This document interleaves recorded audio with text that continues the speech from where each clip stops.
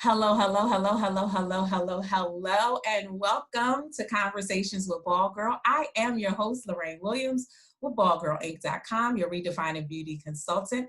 And I am so excited. If you notice, my words are like, "Brrr," it's because I have a special guest today. Her name is Coach Lena Wilson.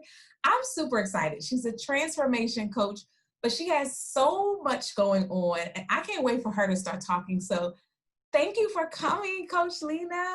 I'm so excited to be here. Thank you so much for having me. I am absolutely delighted to have this conversation with you today. Oh, well, I'm just so grateful to have you. I've been kind of watching you from the sidebar, kind of like, ooh, I want her on my show. I want her on my show. Oh, so delighted to be here. So before we started recording, I told you that I saw this quote of yours and I was like, pump the brakes. We're going a different direction. And I'm going to read you your quote, and then I just need you to kind of help my audience. Well, before we even do that, because I'm all in a rush to get to the quote. Back up, slow down, tell them a little bit about yourself so that they kind of get an idea of what they're in for. Okay, absolutely. So hello, everyone. I am Lena Wilson from lenawilson.com. And as Lorraine said, I am a transformation life coach. I am an author and I'm a speaker. And I really work with faith-driven women who really want to upgrade their mindset. They want to heal from within and overcome rejection so that they can create and pursue fearlessly authentic lives.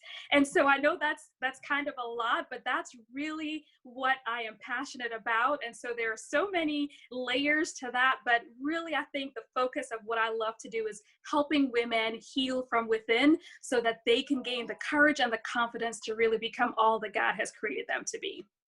Amazing. And this here quote that you gave, I'm telling you, I was like, okay. So what is the quote that has me all? Yeah. So you said, the wound is probably not your fault, but healing is your responsibility. So here we are in 2020.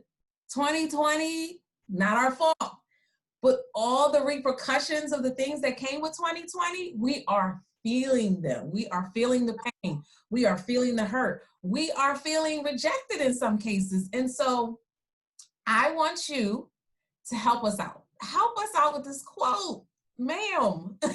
Yeah, absolutely. So here's where, and a lot of this really evolved through my own journey because when we are wounded, and I know the wounds can be, deep as something that happened in our childhood to, teen life to adult life. And sometimes when we're wounded, we have justification to be angry, right? We have this justification to be bitter and to want an apology. And the thing about a wound is a lot of times it's really not our fault, but no one can do the work for us to help us heal and move forward. And unfortunately, what happened, and you talked about 2020. So 2020 is one of, this year we've been forced to almost be still. And sometimes in that stillness, you start to uncover that there are some things inside of you that you have buried. In some cases, we've intentionally suppressed them, right? Because the other thing that I often say is that sometimes the journey to healing is sometimes more painful than the wound itself. And so it's convenient and more comfortable for us to suppress that pain rather than deal with it. But when we are still and we have to deal with ourselves, we realize, right? We realize on the inside, man, there are some wounds there. The thing about it, even if it's not your fault, no one can help you heal. No one can do that hard work for you. You have to be a willing participant in your own rescue to healing those things. Yeah. And that's really where the essence of that quote comes from. It's realizing, look, this is not my fault, whether it's something that happened in your childhood. For me, my wound was really after my divorce. I was just devastated. It was like the deepest form of rejection I had ever experienced. So that's kind of like the work that I do is tied to rejection, because oftentimes we're rejected, we bury it, and then we realize later on when something else triggers it, right? So there's that trigger, we realize, man, I never even dealt with that wound from way back. Here's the new trigger in full force, and the trigger takes you right back to the root of where the wound originated, right? And so we can't move forward until we accept responsibility for our own healing, regardless of whether it was your fault or not. You are in control of your life and doing the work to heal so that you can truly move forward in freedom. Goodness gracious. It's like you were reading my mind, and all of a sudden, like, so this, you're right. This time has caused us to take a look at ourselves. And now I thought that I did a good job of self-evaluating myself every year on my birthday, you know, what I did right, what I didn't do right, dealing with all my junk. I tried with the podcast to be very, because I'm usually very closed. So I found out. And so now this is my way of opening up, you know, and Yeah. found this year was that, girl, you you didn't deal with a lot of I did not deal with a lot of things, and things came up like you said. It was like I was right back at that moment, and I thought that I had healed from certain things, and I had not. And exactly what you said, it was up to me to do it. I couldn't wait for all the other parties to get involved, to be like, okay, we're going to help you to heal. It was my responsibility. So I kind of want you to talk about how we take ownership. Like, it's so easy to focus on that thing as opposed to, okay, it happened, now let's move on. What are some practical steps we can do to move from that place of pain? Yeah, absolutely. I think, first of all, the first thing is identifying that there's still a wound there. And here's the thing about healing.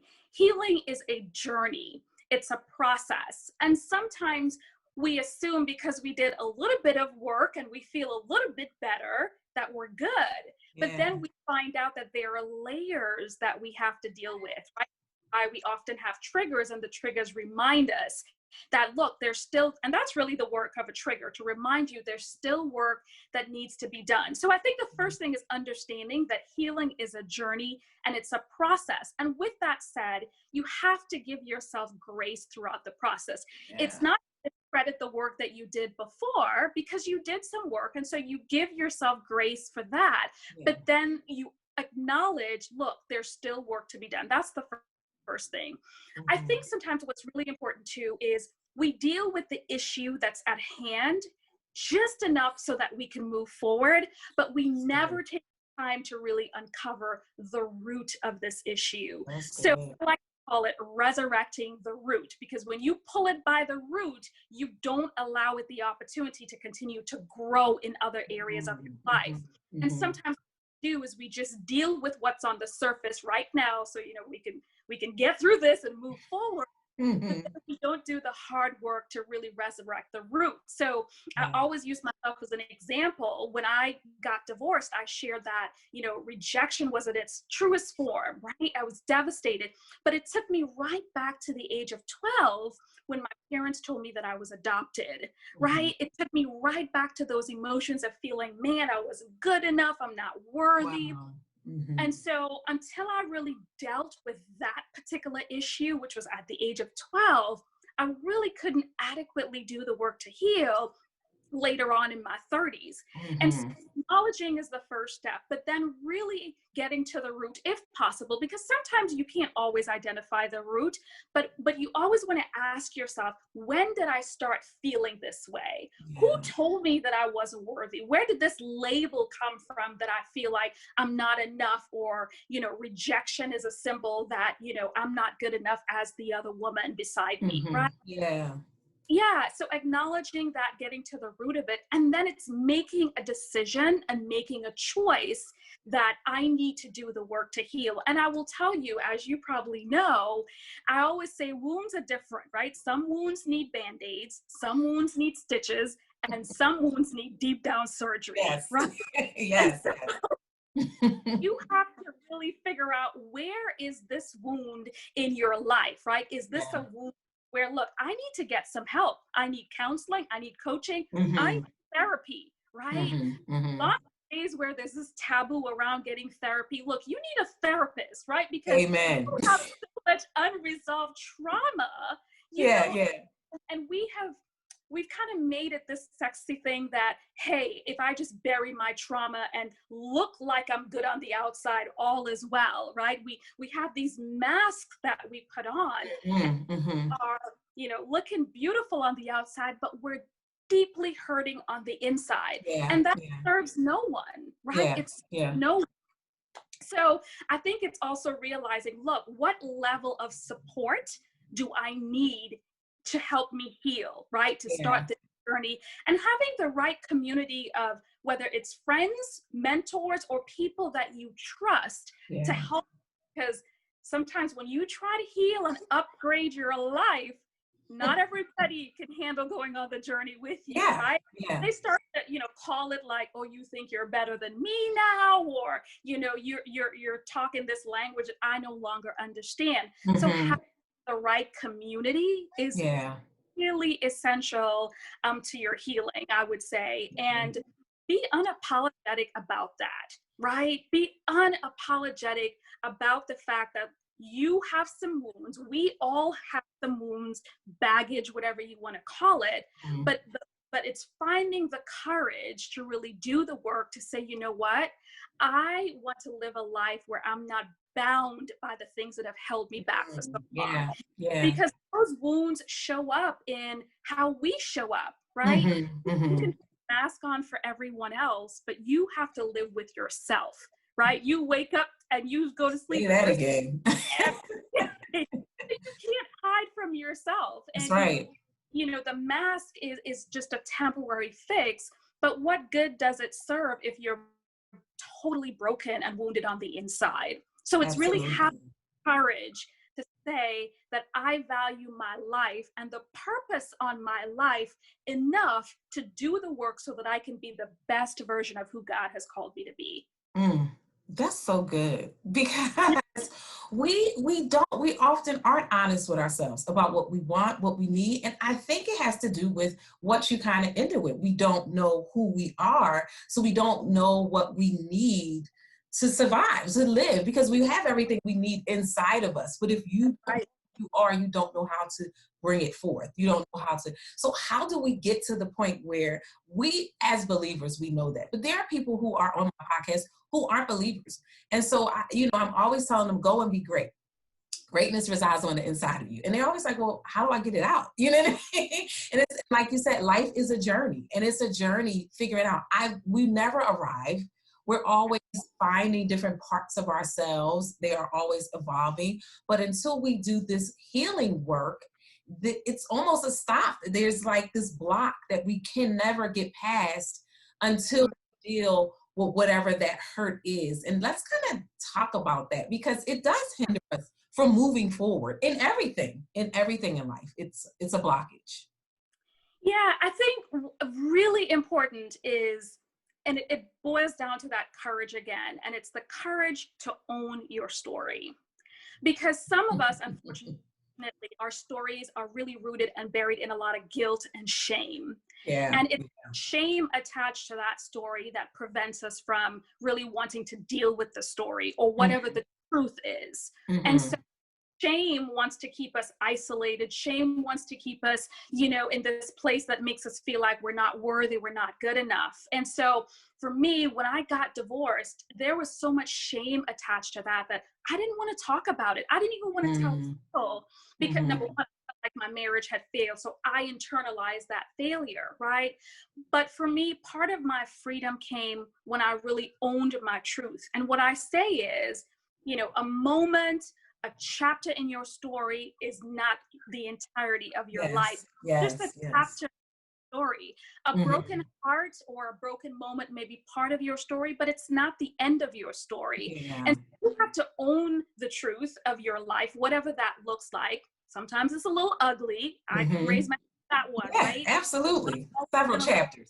Yeah, exactly, right? It's not always going to look pretty, but when you own that and you realize that doesn't define your future, right? Because so often we use those moments and we use it as a measure to define who we are. It doesn't define who you are. It's something that happened to you, Mm-hmm. something Yeah, that happened in your life, but it's not who you are and it's not where you're going, right? So absolutely. there's a mindset shift that has to happen in how you view that situation, right? You Mm-hmm. have to Mm-hmm. really change your mindset and really understand that that moment was just a temporary event in my life, but I am making the decision that it's not going to define my life. And I think when you really start changing how you see that, and you realize it's not your fault, but Right. you own the fact that this is my truth and it's my responsibility to move forward, then it starts to build this inner courage where you understand that my freedom is attached to this Mm. place, right? Releasing this place. The other thing I shared is that we get stuck in the past sometimes because the guilt and the shame always leads us back to what if. We all Yeah. spend time like, especially when if we're someone that we've made some mistakes and we have a hard time forgiving ourselves, right? So that's the other piece of the journey is forgiveness, whether it's forgiving other people or forgiving yourself. That's Yes. part of releasing the past. You can't Yes. release the past sometimes unless you give yourself permission to forgive yourself and forgive other people. But when Mm-hmm. we in this place of what ifs, we never deal with what is. We're always in the Yeah. past, right? Dealing with the what ifs and not Mm-hmm. the what is. Well, the what is your reality, and you need to accept that and embrace that so that you can move forward. Yes, I totally agree. It's so Yeah, funny that you, I talk about my journey in my book a little bit about accepting yeah, what was happening right now. You know, losing my hair was traumatic. We're Black women, and uh, hair is so important in our community. And so, shame, I felt shame because, like, I'm a Black woman, I have no hair. How do I fit in? Do I, what happens? Like, what? I had no point of reference. And so yeah, I kept looking at the what ifs. What if people don't accept me for who I am? What if they can't see past this? My husband was starting a ministry. The first lady is bald. What if they, you know, yeah, school, what if they got made fun of? And I had to be honest with myself. I needed to deal with it. And so once I dealt with it and realized that my freedom was attached to it, it did build so much confidence. I tell people I can't even explain what happens when I accepted who I was. It's something accepting of who you are. We focus on everything but what we're not supposed to. The Bible's clear about focusing on these things. You know what I mean? Like think on these things. And when we think on the things that he has us to think on, it just life so much better. I know he created me this way. It was no surprise to him that I would be bald. So he spent a little bit more time on my head. You know what I mean? Shocked yeah. me, but no shock to him. And I purchased your because I am a thinker. Like I can I have this, my imagination is still as crazy as when I was 5, right? So Uh-huh. so I can imagine a lot of things. And life is happening. I'm like, oh God, what if this? And I have to remind myself to think on the things he tells me to think of. But I also need a little bit of help sometime. And what I noticed, Mhm. you, um, you had the 31 days of declaration and affirmation guide. And it was good for me because yeah, it's something I know, but it also was a guide. It was helpful because it's a lot happening and sometimes you just need a little help. You know what I Yeah. mean? To get you on. And so I found it to be for the last few days to be very helpful because I Oh, thank stressed. you. Yeah. Well, So thanks. it just put me back in line. So how do we stay in line? Like we need to fix our focus on what matters. Absolutely. So a couple things I want to say is that you are one of the most gorgeous bald women I've ever Oh, seen. thank And so you. you're beautiful and amazing. And so, Thank you. and your book is absolutely amazing as well. I'm not quite done, but I'm halfway through and I'm enjoying it. So part of how we remain focused is kind of what you just talked about, right? Affirmations. Affirmations are really powerful tools, and our brains are really naturally set to default to the negative. And so Mhm. we're always having to retrain our brain in the way that we want it to think naturally, right? Mhm. And in Mhm. order to retrain our brains, we have to constantly feed it the things that we want it to think. And Yeah. so I think sometimes people underestimate the value of affirmations because they're like, well, I did this for 30 days and nothing happened, nothing shifted. But affirmations are only as powerful as often as you repeat them, as much as you believe them. So you Yeah. have some people who repeat them, but they don't believe them when they say that Yeah. I am beautiful and I am amazing. And then you have those who believe them, but then they don't repeat them enough so that you're retraining your brain. And so Yeah. I like affirmations as an essential tool to help us retrain our brain and keep our brain in that line of thinking, so that even when those negative thoughts come, because they'll always come, right? In the Always. social media, we're always like, trying not to compare ourselves to other people and what they're doing, right? Another huge piece, when you're healing, you have to really guard your mind and your heart. And unfortunately, in the age of social media, we're always looking at what other people are doing, and that causes us to feel inadequate with what we're doing or where we are. And so that's where you have to guard your mind and guard your heart. And part of doing that is through affirmations. And of course, really always filling your mind with what I call self-love, right? These love notes for yourself, right? To remind yourself of how amazing how you are. I talked a little bit about community, but I think this is a good place to insert community again, because we always hear that some of, right, the 5 people that you're closest with really help you to see who you are. Yeah. And so you've got to surround yourself with people that will continue to help see the greatness in you and then continue to help you manifest that greatness that you. And so sometimes when you're doing the work to heal or you're doing the work to upgrade your life, your old circle can no longer provide the same level of support that you need in order to move to the next level.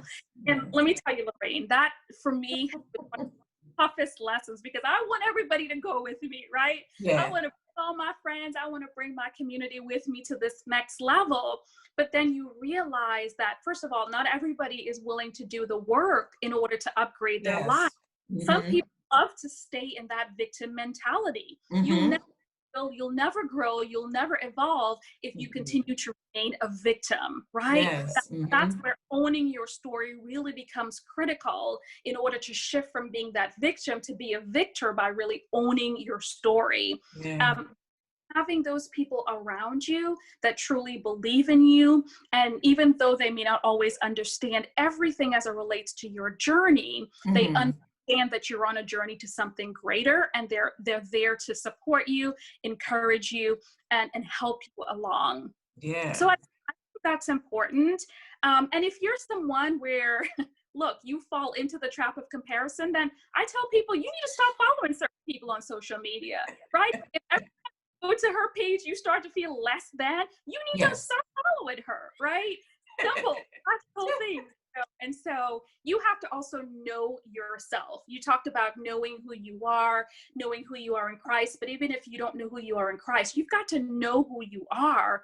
And when those triggers come, you have to know what those triggers look like. So yourself in positions where you're going to be triggered, right? Which is why you block the person that is that for you, right?